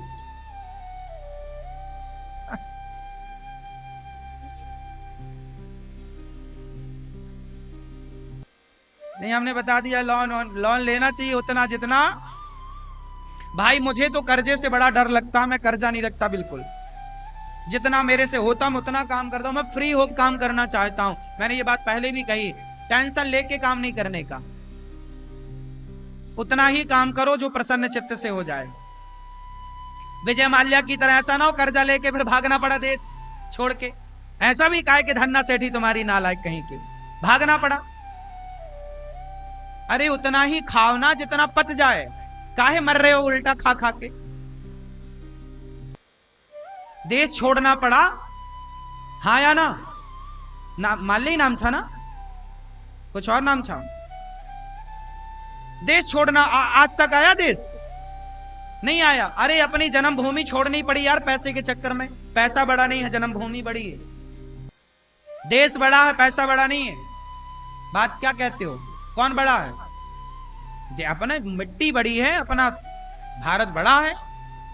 अपनी जननी जन्मभूमश्च स्वर्गादपि गरीयसी। अपनी भारत मां से अच्छा क्या है धरती पे? हाँ, अपना देश ना छोड़ना पड़े पैसे वैसे के चक्कर में। इतना भी पैसा ना ले लो। बैंक तो रोज फोन लगाती है, लोन लेना है क्या? फ्री में देना हो तो दे दो।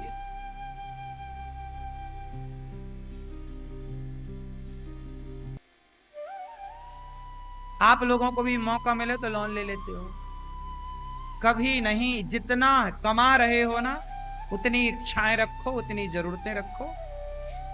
इस संसार में सबसे सुखी कौन है? चलो बताओ। ये महाभारत का यक्ष और धर्मराज युधिष्ठिर का जब संवाद हुआ, ये वहां की बात मैं आपको बता रहा हूं। इस संसार में सबसे सुखी कौन है जानते हो? जिसकी पत्नी आज्ञाकारी हो, जिसका पति आज्ञाकारी हो, जिसका पुत्र आज्ञाकारी हो, और जिसके सिर पर 1 रुपए का कर्जा ना हो, वो सबसे सुखी है। जिसके सिर पर कोई कर्जा, वो सुखी है। और जिसके सिर पे कर्जा है, बताओ सबसे तेज कौन चलता है? सबसे तेज कौन चलता है? बोलो। कौन कौन कौन चलता सबसे तेज? ब्याज। सबसे तेज कौन चलता है?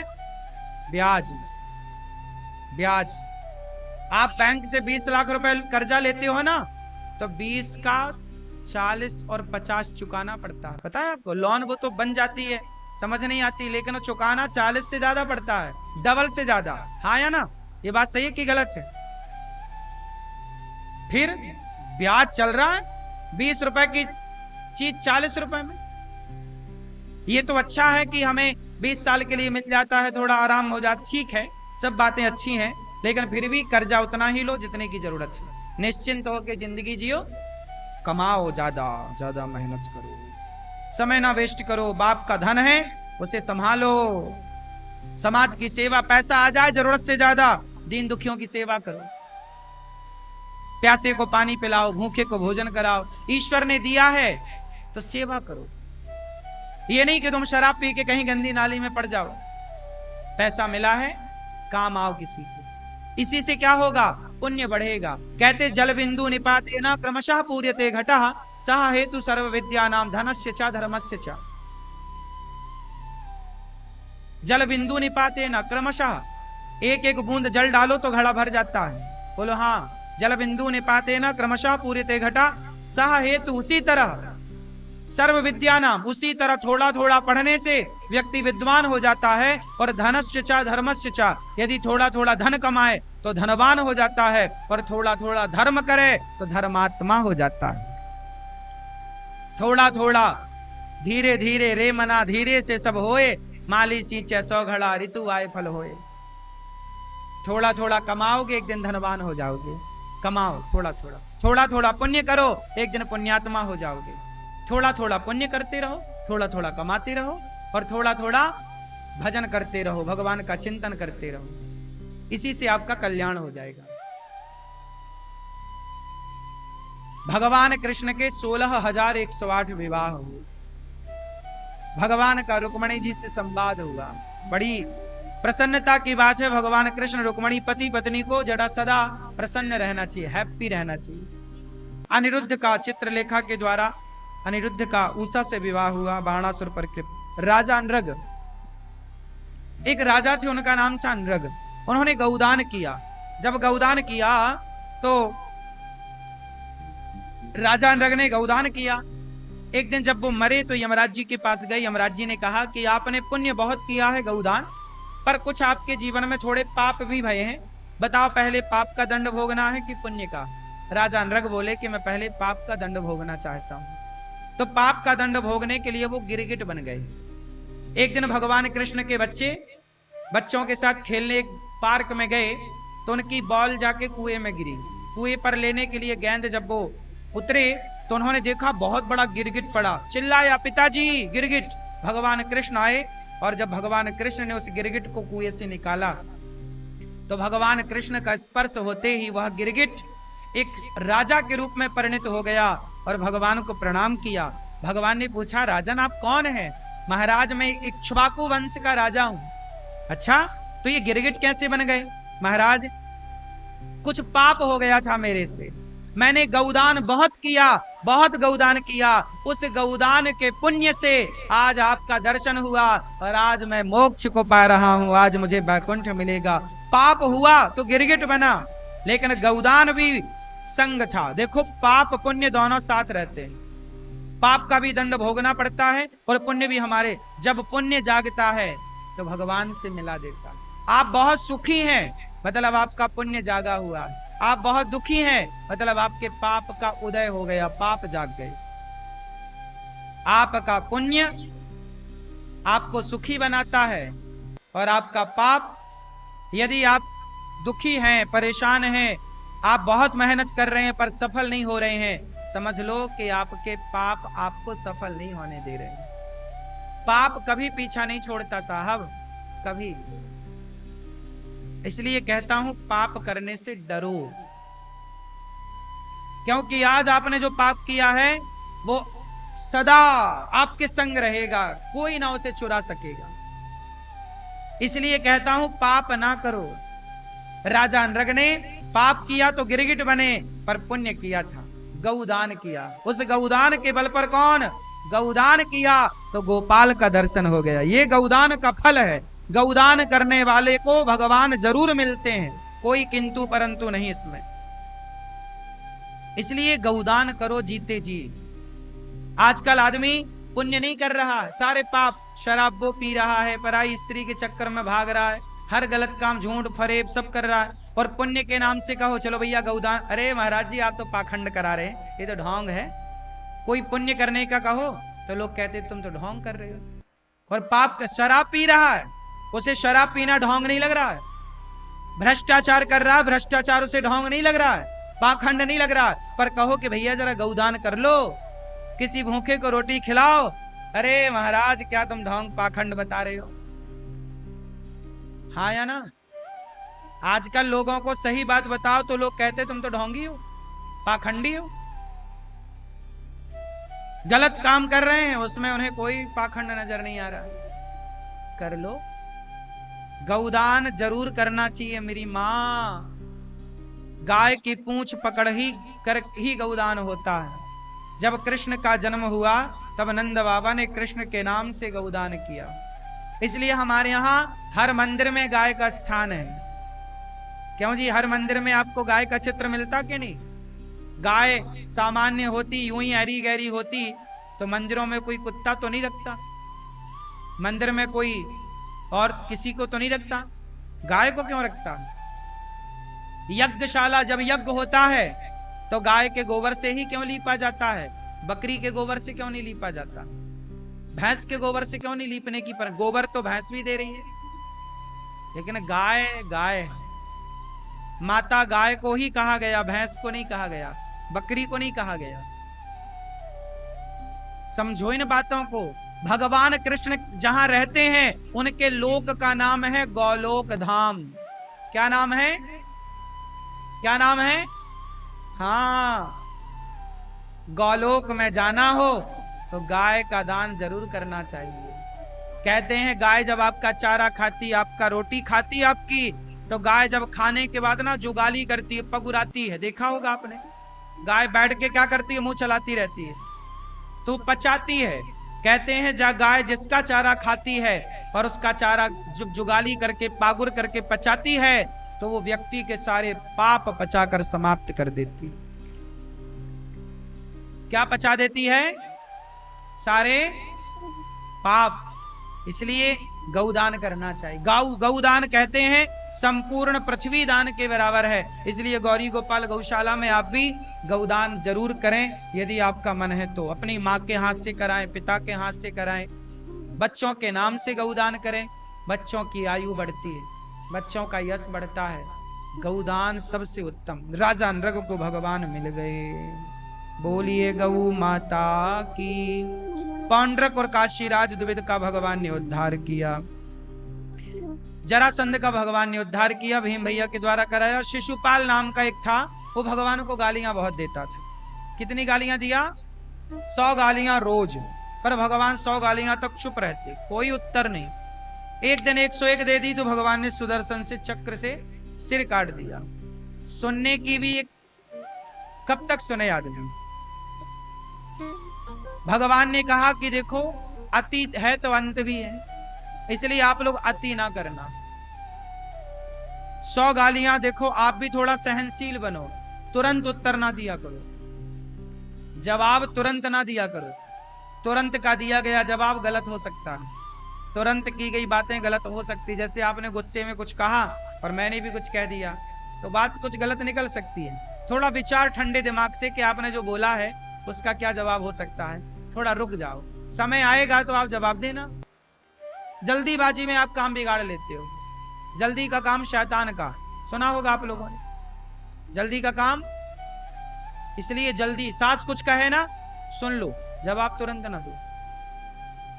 जेठानी कुछ कहे सुन लो, आप लोग क्या तुरंत तू तू तू तू मैं चालू। ये सब कुत्तों वाले लक्षण आपके अंदर ना होने चाहिए। ये कुत्तों का लक्षण है कि कुत्ता ने किया भाव, दूसरे ने किया भाव भाव भाव भाव भाव भाव चालू। ये सब कुत्तों वाले काम। समझदार लोग तुरंत जवाब नहीं देते, बिना विचारे जो करें सो पाछे पछताएं और काम बिगाड़े आपनो जग में हो हंसाएं। क्या मेरी मां बात सही है? भगवान ने शिशुपाल का, शाल्व का, दंत वक्र का उद्धार किया। भगवान ने सुदामा जी पर कृपा की।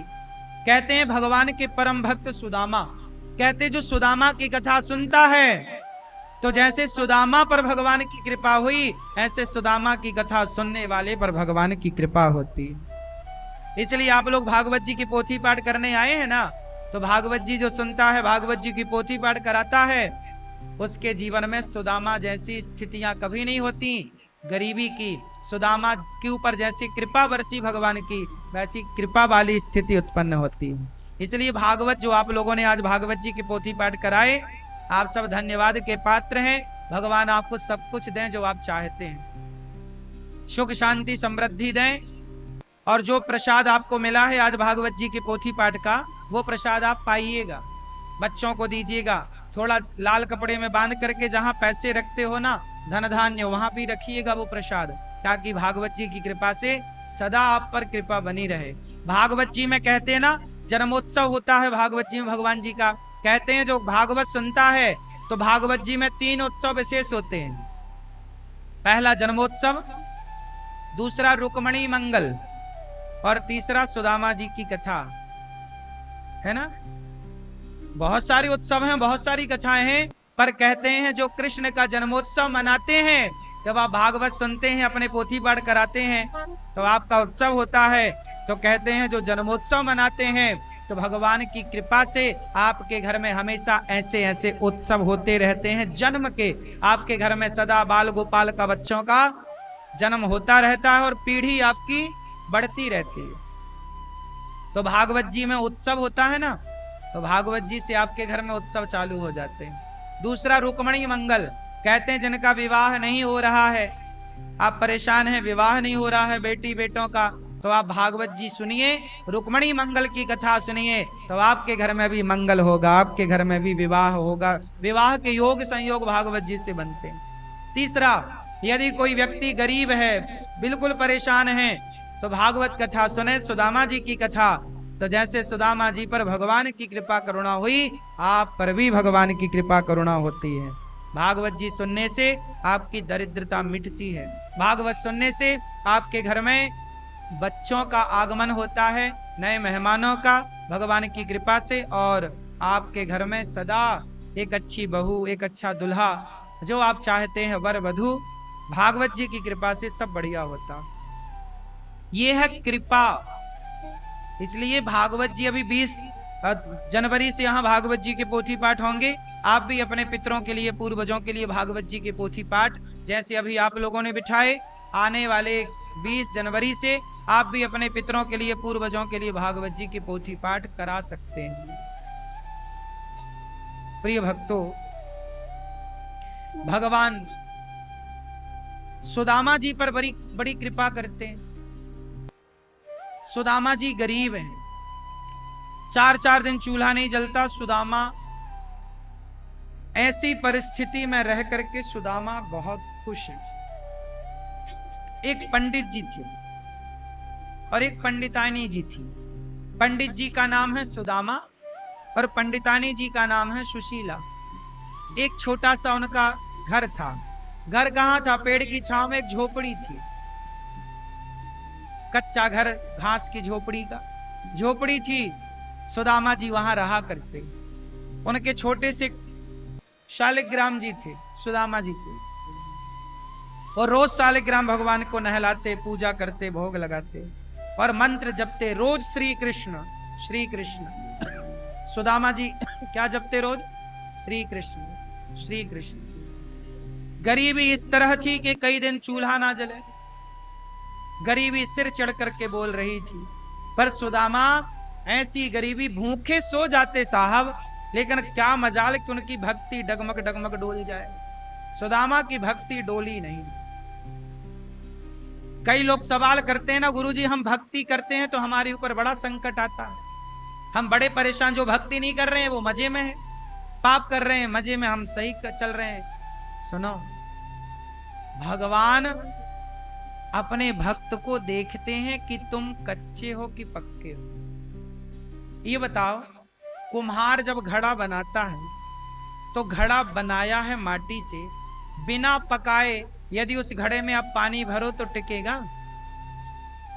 वो मिट्टी के घड़े को कुम्हार आग में पकाता है कि नहीं, तपाता है कि नहीं? क्या बिना तपाए वो घड़ा काम का है? उत्तर दो। जब बिना तपे घड़ा पानी से तुम्हारी प्यास नहीं बुझा सकता, तो बिना तपे भला तुम्हें भगवान की कृपा कैसे प्राप्त होगी? भगवान के भक्त को भी तो थोड़ा तपना पड़ेगा ना मेरी मां। कठिन परिस्थितियां आएंगी, घबराते क्यों हो? सामना करो ना। और जितनी परिस्थितियां सुदामा जी की आई कठिन, उतनी तो आप में से किसी की कठिन परिस्थितियां नहीं। सुदामा जी ने जिस हाल में जीवन गुजारा, वो हाल तो आपका कभी नहीं हो सकता। फिर भी तुम धैर्य खो बैठते हो। एक बार क्या हुआ, श्री कृष्ण भोजन करने बैठे द्वारिका में, कि तभी उनका कोई भक्त था, वो द्वारिकाधीश से मिलने आ रहा था। तो लोग उस भक्त के ऊपर ना पत्थर फेंक रहे थे, परेशान कर रहे थे। वो भक्त बोल रहा श्री कृष्ण श्री कृष्ण श्री कृष्ण, लोग मार रहे हैं गाल पर, थप्पड़ मार रहे हैं, कोई जूता फेंक रहा, कोई थूक रहा है, लेकिन वो क्या कर रहा है? श्री कृष्ण श्री कृष्ण श्री कृष्ण। तभी रुक्मणी जी ने कहा प्रभु भोजन कर लो। भगवान थाली लेकर बैठे और वो भक्त भगवान कृष्ण के बस द्वार पर आ गया। द्वार पर आने वाला था कि लोग मार रहे हैं, कोई पत्थर मार रहा है, कोई धूल फेंक रहा है, कोई थूक रहा है, कोई थप्पड़, और वो जप रहा श्री कृष्ण। वो बड़ा धैर्यवान। तभी भगवान श्री कृष्ण ने देखा कि मेरे भक्त को परेशान कर रहे हैं। भगवान थाली छोड़कर दौड़ पड़े दरवाजे की तरफ। लेकिन जैसे ही दरवाजे के पास पहुंचे, भगवान दौड़कर गए, तब तक उसने, उसका धैर्य टूट गया और उसने श्री कृष्ण जपना छोड़ा और उसने उठाया एक डंडा और मारना शुरू किया सबको। सब भाग गए। भगवान श्री कृष्ण द्वार से लौट आए। रुक्मणी जी बोली प्रभु जल्दी आ गए, भक्त की रक्षा हो गई। भगवान बोले नहीं, उसे मेरी जरूरत ही नहीं पड़ी। क्यों? अरे उसने खुद ही मोर्चा संभाल लिया, खुद ने काम कर लिया, खुद ने उठा लिया डंडा, खुद ही निपट लिया। जब आप खुद ही निपट लोगे तो भगवान की क्या जरूरत पड़ेगी? इसलिए कहता हूं कि यदि भक्ति के राह पर चल पड़े हो ना, तो आखिरी दम, देखिए भगवान बस पहुंचने वाले थे कि उसने हिम्मत छोड़ दी, धैर्य छोड़ दिया। कब छोड़ा? बिल्कुल आखिरी वक्त पर। आप लोग पर भी भगवान की कृपा होने वाली होती है, लेकिन आप धैर्य छोड़ देते हैं। हर स्थिति, कठिन समय तो आएगा ना साहब, किसके जीवन में नहीं आया नाम बताओ? लेकिन हर समय भगवान पर वही प्रेम बना रहे, वही श्रद्धा बनी रहे। आएंगी कठिन परिस्थितियां, हमारे प्रभु हमारे साथ हैं, ये विश्वास रखो तो सही। आपका धैर्य टूट जाता। इसलिए मेरी विनती है, धैर्य, जब भक्ति के पथ पर चले हो ना, तो समर्पण कर दो। फिर पूरा विश्वास कि अब जो करेंगे प्रभु करेंगे। चाहे तो रख ले, चाहे डुबा दे, चाहे तो रख, चाहे पार लगा दे, नैया है तेरे हवाले, तू जाने तेरा काम जाने। सुदामा गरीब हैं, कृष्ण कृष्ण जप रहे हैं, कोई शिकायत नहीं कि इस गरीबी में भक्ति कर रहे हैं तो इतनी गरीबी क्यों, कोई शिकायत नहीं। सुदामा पत्नी ने 4 मुट्ठी चावल बांध दिए, बोले आज द्वारिकाधीश से मिल आओ। चले 4 मुट्ठी चावल लेकर मिलने गए हैं, मांगने नहीं गए कि कुछ मांगेंगे। जब सुदामा जी द्वार पर पहुंचे, लोगों ने सुदामा जी का मजाक उड़ाया, कौन है आप? मैं कृष्ण का मित्र हूं। लोग हंसे, अच्छा भीख मांगने का नया तरीका, तुम कृष्ण के मित्र कैसे हो सकते हो? कृष्ण तो भगवान है, उनका कोई मित्र कैसे होगा? भगवान श्री कृष्ण का जब सुदामा जी का जब अपमान हुआ, सुदामा जी ने कोई उत्तर नहीं दिया। द्वारपाल से कहा, भैया क्या श्री कृष्ण हमसे मिलेंगे? द्वारपाल बहुत अच्छा था, सुदामा जी को बिठाया, कहा महाराज जो हमारे भगवान कृष्ण है ना, उस सबसे मिलते हैं, आप यहीं बैठो, मैं आपके आने की सूचना भगवान को देता हूं। भगवान ने कह रखा है कि कोई ब्राह्मण आए, कोई गरीब आए, मेरे द्वार पर कोई दीन दुखी आए, देखो भगवान कृष्ण कौन है? भगवान है। कौन है? भगवान। लेकिन वो मिलते किससे हैं?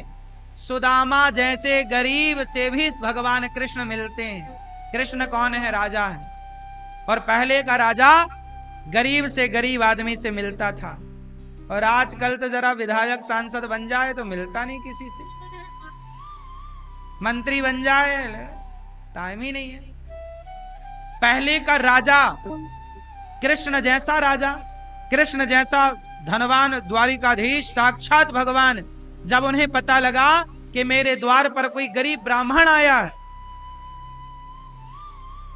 मित्र आया है,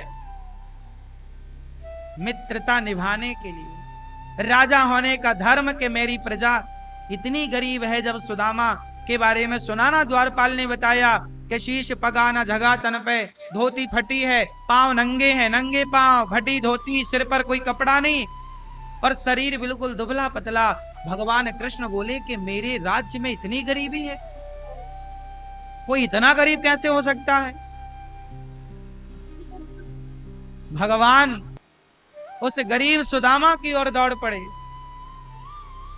सोचो मेरी मां, तुम्हारे अपने शायद तुम्हें गरीबी में भूल जाएं, तुम्हारे दिन अच्छे होना तो सब अपना कहते हैं, और दिन खराब हो जाए तो अपने भी बात नहीं करते सीधे मुंह। लेकिन धन्य है कि समय जब बिगड़ा तो जमाने ने भले मजाक उड़ाया, पर भगवान श्री कृष्ण द्वारिकाधीश सुदामा के लिए दौड़े। सुदामा, सुदामा मेरा मित्र आया है।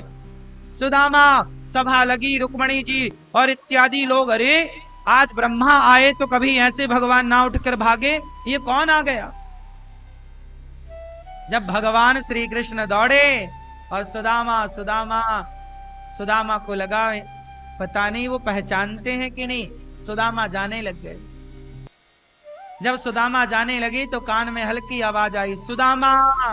पलट कर देखा, वही घुंघराले से बाल, वही छवि, वही मुस्कान, वही कन्हैया।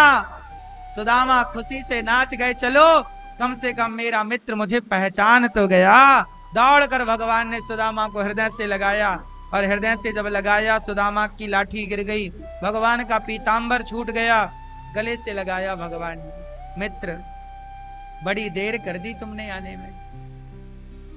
सुदामा बोले, कन्हैया देर तो आपने लगाई, मैं कब से आपके दरवाजे पर खड़ा था। ना मित्र, देर हमने कहां लगाई, तुमने द्वारिका आने में इतनी देर लगा दी। चलो। सुदामा बोले, आज्ञा करो, दर्शन करने आया कन्हैया, अब मुझे आज्ञा तो मैं जाऊं। भगवान बोले, मैं आपको कुछ देना चाहता हूं। सुदामा बोले, ना प्रभु, आपने सारे संसार के आगे, सारे समाज के आगे आपने मुझे अपने गले से लगाकर जो मुझे दिया है मान सम्मान, उससे बड़ा और क्या हो सकता है। जो लोग मुझे भिखारी कहते थे, आज आपने गले लगा करके मुझे भिखारी का मान बढ़ा दिया प्रभु, और कौन सी दौलत चाहिए। भगवान ले गए, अपने आसन पर बिठाए, और सुदामा के पांव भगवान देखते हैं, कांटे कंकड़ चुभे, छाले पड़े, रुक्मणी जी से कहा जरा जल लाओ। तब भगवान ने सुदामा जी के पाँव के छाले देखे तो दुख के मारे पाँव धोने की खातिर खुशी के मारे रोया। आंसू थे भर पाई बस हर जाना के लिए, आंसू थे भर पाई बस हर जाना के लिए। कन्हैया उतना रोया रोया सुदामा के लिए, कन्हैया उतना रोया सुदामा के। सुदामा जी को भगवान अपने नेत्रों के जल से चरण धोल रहे हैं। मित्र क्या लाए हो? पोटरी छीन ली। छीन कर देखा तो चिवड़ा, 4 मुट्ठी चिवड़ा। चिवड़ा मतलब पोहा, पोहा मतलब चावल का ही बनता चावल। सुदामा जी बोले मित्र ये क्या कर रहे हो? कन्हैया बोले मित्र क्या भाभी ने भेजा? हाँ चिवड़ा। सुदामा इतने गरीब थे कि अपने मित्र को देने क्या आए? चिवड़ा, 4 मुट्ठी चिवड़ा। जैसे आप चावल कहते हैं ना, भागवत जी में चावल चिवड़ा लिखा है, जैसे पोहा आज की भाषा में कहा जाता है। इतने गरीब थे सुदामा कि चावल भी नहीं था सुदामा जी के यहां, तो चावल का चिवड़ा लेकर के आए। और लेने नहीं आए, अपनी हैसियत से देने आए। कन्हैया लो। और भगवान ने वो 4 मुट्ठी जब चिवड़ा चावल खोले और भगवान ने 1 मुट्ठी भरी और खाए। कच्चे खा गए भगवान, पकाए भी नहीं। भगवान कहते हैं कि मेरा मित्र जैसा लाया, भक्त भगवान को जैसे देता है, भगवान भक्त का दिया वैसे ग्रहण करते हैं। कच्चा पक्का मायने नहीं रखता, भाव मायने रखता। पका कर तो हम खाते हैं, भगवान तो विदुरानी के छिलके खा गए कि नहीं? वस्तु हम ग्रहण करते हैं, पर भगवान भावग्राही जनार्दना, भगवान भाव ग्रहण करते। भगवान खा रहे हैं सुदामा जी के तंडुल। विश्वकर्मा को बुलाया जाओ, सुदामा का पूरा नगर, पूरा घर सुसज्जित कर दो, पूरी गरीबी मिटा दो इनकी।